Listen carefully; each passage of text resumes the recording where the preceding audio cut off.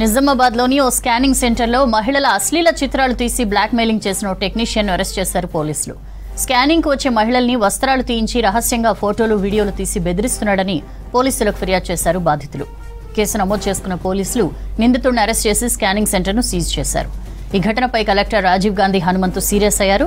ఘటనపై వివరణ ఇవ్వాలని స్కానింగ్ సెంటర్ నిర్వాహకుడికి అల్టిమేటం జారీ చేశారు.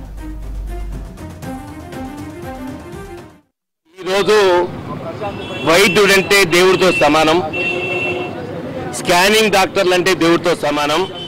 తల్లిదండ్రులకు భర్తకు చెప్పుకోలేని బాధను కూడా ఆరోగ్య సమస్యలకు సంబంధించి డాక్టర్లు చెప్పుకుంటారు. అలాంటిది ఒక ఆడబిడ్డ ఈ స్కానింగ్ సెంటర్కి వచ్చి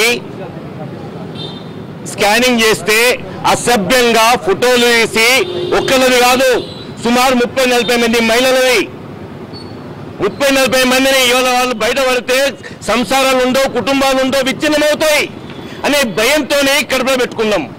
ఇది స్కానింగ్ సెంటర్లలో ఏదైతే షాడిస్టులు ఇది చేసే పని షాడిస్టులు చేశారు.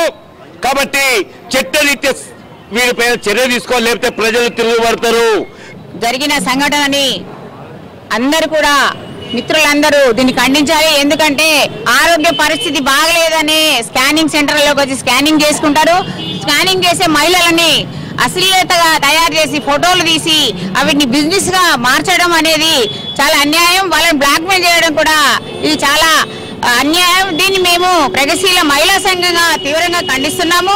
అందరూ కూడా దీన్ని ఖండించాలి. ఇలాంటి జరగకుండా గవర్నమెంట్ కూడా చర్యలు తీసుకొని ఇసుంటి వీటిని మూసివేయాలని నేను అయ్యప్ప స్కానింగ్ సెంటర్ ని కూడా మూసివేయాలి. ఒకటి చేస్తేనే ఇంకొకరికి భయం ఉంటది అనే విషయాన్ని కూడా నేను మీకు తెలియజేస్తున్నాను. ఈ చర్య గిట ఇట్లనే కొనసాగితే మేము మహిళా సంఘంగా చర్యలు తీసుకొని ఇంకా ముందుకు సాగుతాము.